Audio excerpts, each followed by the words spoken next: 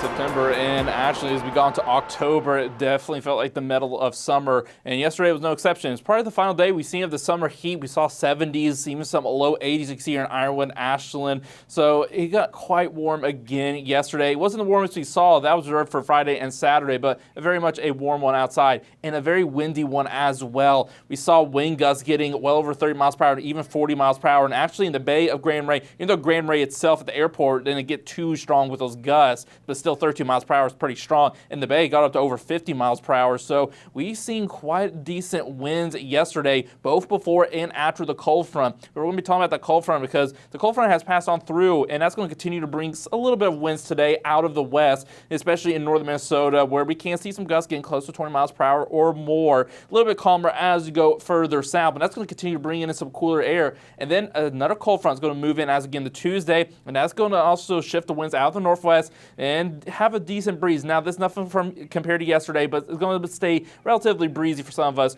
today and going into our Tuesday. And if you look at the temperatures, thanks to that cold air moving in, it's going to feel like fall finally. Looking at highs today into the 60s, and even into far northern Minnesota, we can see some highs stay into the 50s. But by the time we get into Tuesday, we're going to see change. As we get up Tuesday morning, looking at those low temperatures into the 40s and some 30s as well, potentially getting close to freezing, so we can see some patchy frost tonight. But as we get into the day, thanks to that second cold front on Tuesday, look at the high temperatures now. We're looking at lavas into the 50s now, and in far northern Minnesota, might be staying into the 40s. This model shows it a bit on the cooler side than I think it will be, but it is still going to feel even cool side compared to where we expect to be for fall. And then look at the low temperatures moving forward, because like I mentioned, 30s possible tonight, but as we get into Tuesday overnight, going into Wednesday morning, we're talking most of us around and not below freezing. We even see some hard freezes with temperatures dipping 28 degrees or cooler. So a lot of us haven't seen our first freeze yet this year, especially if you're not in northern Minnesota. But it looks like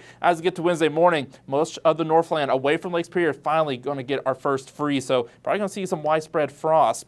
And if we look at the winds here, I kind of mentioned there's the westerly winds kind of bringing cooler air as we get into Tuesday. But I'm going to pull this forward out to a little bit later in the week. Notice they're going to shift back out of the south, start bringing in some warmer air. So we're not going to be feeling the cool or even seasonal side of fall for long. We're going to start to feel a bit more mild heading into the weekend. We can see some 60s, some low 70s, but it's not going to be like the summer heat we felt. It's just going to be a little bit more mild than what we're going to be feeling as we get to the early part of this week. And now we're going to be talking about some rain, because right now, not seeing too much, a little bit around International Falls. That's where we're also seeing a little bit of fog, some showers possible here and there. But overall, we're going to be staying dry, not just for today and right now, but going forward. In fact, if we pull this out to Wednesday, the rain probability shows nothing in our area at all. We're going to be staying pretty dry overall, and actually have plenty of sunshine, especially as we get into Tuesday and Wednesday.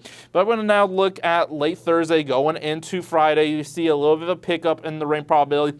It's not going to bring a ton of rain, but a little bit of rain can be possible. But now we're going to be able to pull this out to the weekend, because this is where we're going to see our next chance for more substantial rain, especially Sunday going into Monday, because we're going to have a system start to make its way on through finally. Even though we have a small system coming Thursday, it looks like the real substantial one's going to come as we head later into the weekend, early part of next week. But until then, overall, we're going to be staying dry, as you can see on our 7-day forecast. Plenty of sunshine to accompany those fall conditions. And as we start to head later into the week, going into the weekend, you'll see that they're going to be a little bit more mild, and those rain chains will start to pick back up.